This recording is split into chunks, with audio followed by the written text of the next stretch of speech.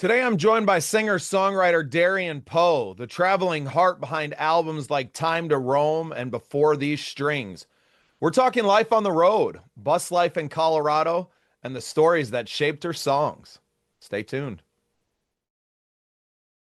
This program is part of the Scene Project's podcast network. The Scene Project features interviews with independent musicians, comedians, and artists from across the Midwest. Become part of our community and support local art wherever you are.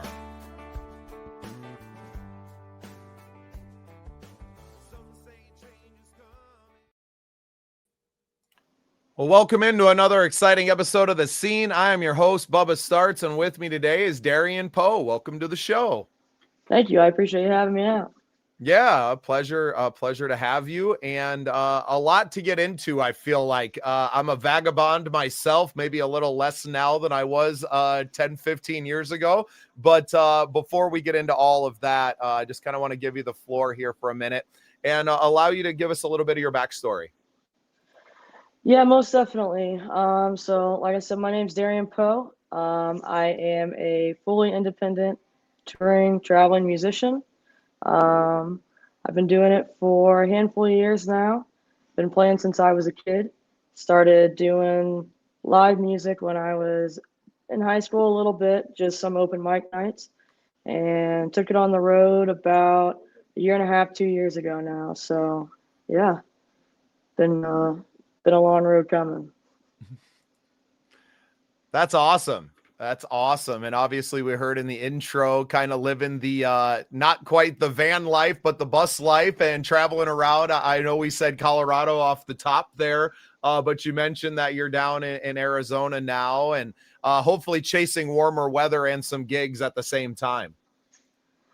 Yeah, most definitely. Down in Tucson at the moment, definitely down here for some warmer weather and gigs as well. But yeah, I've been doing the bus life for about 2 years now. That's awesome. Well, and it goes very well with kind of the musician life, right? That's that most musicians dream of living on the tour bus and going out there. And I'm sure it's not, maybe as glamorous as, Motley Crue in the 80s or Yeah. But it gives us the freedom, right, to kind of chase the dream across the country. And I'm an upper Midwesterner, live in South Dakota. So for us, summers are full of gigs. All the bars are open. Everybody's got outside stages and everything's rocking and rolling. But, now moving into, the holiday season, those gigs are all gone and there's a lot fewer places to play and to do our thing at. So if you're not able to kind of chase those gigs farther south, it becomes hard for some musicians to continue to play at the pace that they became accustomed to in the warmer months. So I guess kind of talk a little bit about, these last 2 years and what it's been like. Do you have a route and kind of familiar places that you kind of bounce back and forth from? Or is it more of a circuit that you're running throughout the year? Yeah. So kind of the start of it, my husband and I, we had a house. We bought a house and we got married. And within a month after getting married, we got back home after our honeymoon. And I was reading a book. It's a Dave Grohl book that I was reading. And it was like, get on the road, get on the road, get on the road, get on the road. So we got back from our honeymoon and I was like, hey, I know we just bought this house, but what if we bought a bus? And he was like, you're absolutely insane. I don't think so. So a little bit of convincing and a little bit of watching videos and documentaries and stuff kind of showing like, hey, this is what everybody does. Maybe we should try and get it a shot. So he was pretty convinced. So we bought a bus. We renovated a schoolie. And then kind of just, he's from St. Louis. I'm from Bethalto, Illinois, Southern Illinois. So really, I've traveled a bunch beforehand, but he never really traveled a bunch. So Colorado was one of my favorite states that I've ever been to. And so when we bought the bus, he's like, well, where are we going? I'm like, well, I'm taking you to Colorado. You're going to see Colorado for the first time. So we went to Colorado. I did about maybe 30 to 40 shows out there for a summer. And it was an experience of a lifetime that we figured out that we were not going to stop it anytime soon. And then after that, I went back home and ended up recording my second album, Time to Roam, back home with all my buddies and stuff. And then just headed back on the road and went to Florida, and then we got ran out by a hurricane. And then ended up in southern Missouri, and then Indiana, and then Ohio and Pittsburgh and Buffalo, New York. And so, I mean, it's kind of, there's really no rhyme or reason to any of it. I'm not gonna lie to you. Just trying to get my music out there as much as I can and meet as many people and as many fans as I can. You know, I have TikTok, so I often will post on TikTok of like, hey, out on the road, who wants to, like, where do you want me to play? And sometimes it'll be like, oh, well, this place or this place. So we'll go out there. But a lot of it's kind of based on weather as well, with just living in a bus full time, because we froze our butts off last winter in Indianapolis, and we learned the hard way on that one. So now we're in Tucson for the winter.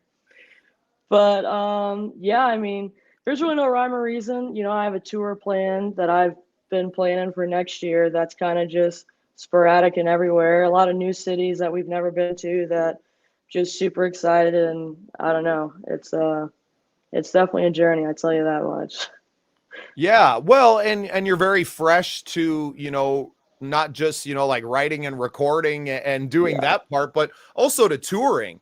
And it's Yeah. really, it seems like you're someone who just kind of like cannonballs into the pool and like, well, I'll learn how to swim once I'm there. Yeah, pretty much. So there's really no better way to learn it and to build that, you know, consistent touring schedule than to just get out there and do it, right? I mean, the internet's great for kind of finding places that you might want to and reaching out to venues, but if you have a, you know, a little bit of a following on any of these social media, you mentioned your TikTok, obviously, go where your fans already are, right? Like go where you have a few people that will tell their friends locally, hey, come out and see this.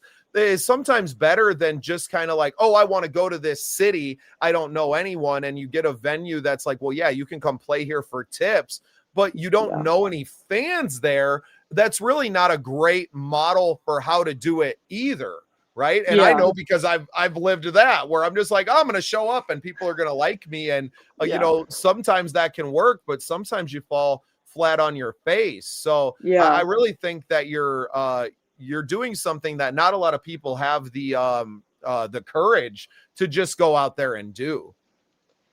Yeah, it takes a lot mentally and physically. And you know, like I said, my husband, thankfully for him, he is very on board with all of it, and pushes me every single day to be the best that I can be, and he helps me out.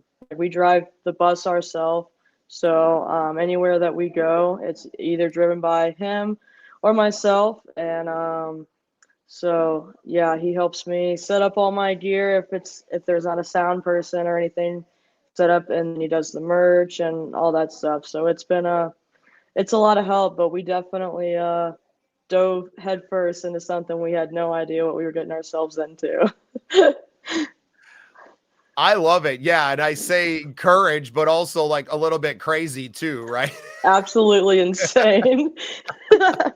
But that's what you see on all the documentaries and all the books, you know. It's like we just had to jump and do it. And if you don't, you never know. And I feel like that was the big thing that he did, that he said of like, I'm like, well, maybe this is crazy. And he's like, maybe it is crazy, but, you know, if we don't try, you know. So it's definitely, yeah, it's been something.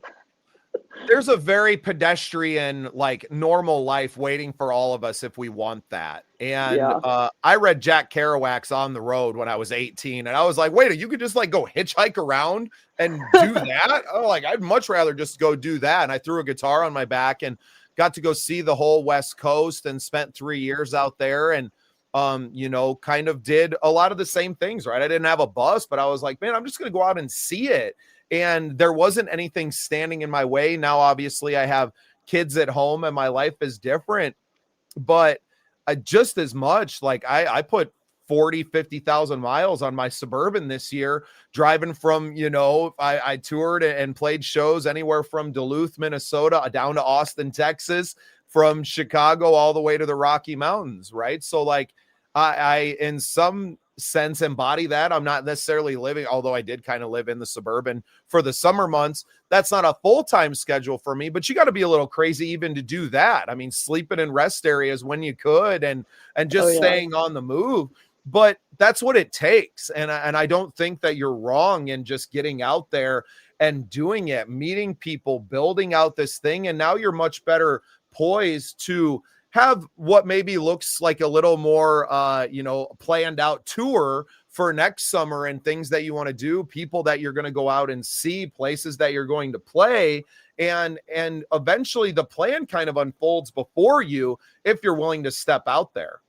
Yeah. Yeah, it's definitely, I mean, it's doable, but it's like you said, it's not for everybody. No, it's not for everybody.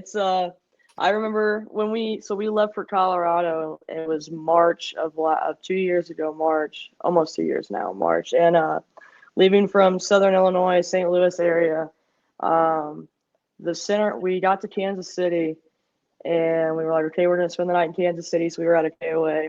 And then we woke up the next morning and we ended up in Waukegan, Kansas, which it has another KOA, and it's in the middle of absolutely nowhere. And we pulled up to the gas station to get diesel before we parked for the night. And when we pulled up, the bus was screeching, and got it over to the KOA, and it had 2 broken pulleys, the belt was ripped, and a bunch of other stuff. And we were like, what in the absolute world are we getting ourselves into? We just sold our house. We just left everything we knew behind. And it's a lot. And it's a lot of things, like you said, that people don't really realize or think about, but I don't know, it's a very interesting lifestyle. I know I just keep saying that, but I feel like that's what I tell everybody. They're like, what do you think of it? I'm like, you kind of just got to live it to understand it. No doubt. Right. And that's where the songs come from. A lot of times are those moments, being broke down in the middle of Kansas, 2 days into your trip, when you just left the whole world that you knew behind. But those are the moments that really, like, they make or break people. And I feel if it breaks you, most people always have something to go back to. You can always go back home and like go get a job, and it's very easy to find that life wherever you happen to land. But it's the path less traveled is where the stories are, and where, people are inspired by, right? Like, nobody necessarily wants to hear a song about white picket fences and you going to work at your 9 to 5 every day, right? Like, that's not what inspires people, because they live that life every day. They want to hear stories about the cowboys and the travelers and the people who are willing to chase a dream. Those are the stories that inspire people. So I'm very thankful that you read that Dave Grohl book when you did. Yeah, me too. Well, and it feels like that you have your own book in the making here. Maybe if you're not writing it already, that one will definitely be in your future. Yeah, most definitely. Crazy enough, my husband actually just started jotting down the last couple of months, because I was like, man, this is going to be like history in the making one day, hopefully. And he's like, okay. He's like, well, we've done so much and we've been so many places in the last 2 years. Maybe I should start jotting this stuff down. So he actually is starting a bus journey book from the very beginning. So we'll see how it goes. Very cool. Yeah. Well, and now it gives him some kind of, in a lot of ways, obviously he's living that bus life with you, but he's kind of like just, following along on your journey, where now writing and collecting it on his own gives him a little bit more investment in the journey and everything itself. Yeah. And it's cool to see his viewpoint of it as well, because I feel like the book, that's what I told him. He's like, well, you can put some stuff in. I was like, well, I'll give you ideas of, like, if things that were forgotten or something, because we've done a million things since then. But I was like, I kind of want it from your viewpoint, because I don't know, it's very cool I've read a couple pages of it so far, and it's a viewpoint that I have not seen yet, that I'm very intrigued for everybody else to read one day. Right. I was thinking the same thing where, you know, from the, you know, the bus driver roadie perspective almost, Yeah, right? exactly. Yeah. It's a different life, especially from us because we don't know that life. You know, I'm a Yeah. songwriter myself, so I know it from the stage. I know it from this, and now being kind of like, you know, the media, right, and having that where I'm talking to a lot of artists, but I still see it from.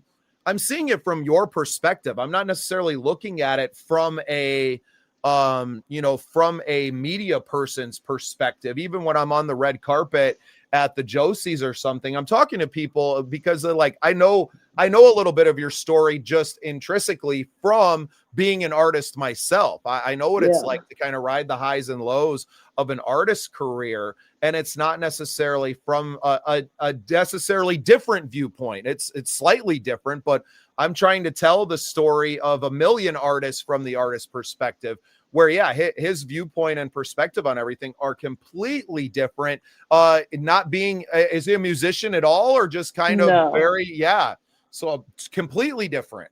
Yeah, he's definitely very music based. It's kind of how we met. We went to a million concerts and we still go to a million concerts and stuff. So um, I don't know. It's something we joke about often. Is like you loved musicians and you looked up to all these people. It's like I never would have thought that, like, and either of us would have been doing this, down the road. We've only been together for about 7 years now, but it's still crazy to think that like I was 20 and he was 21 of like where we're at now. We would have never pictured this in a million years, but couldn't be any more grateful for it. But yeah, That's so awesome. Well, I'm sure you got a million things to do on the bus, so I yeah. don't want to keep you forever. No, Go you're ahead good. and tell everybody where they can find all your stuff and learn more about you, the bus Yeah. life, and your music too. So you can find me on darianpoe.com. That is my website. It's got everything on it.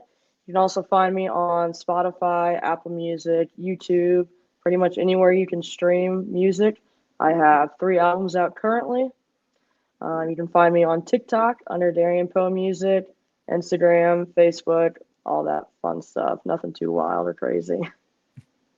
Awesome. Well, Darian, Yeah. thank you so much for coming on and sharing your story today. I've been absolutely enthralled by it. I love the adventurers in this life.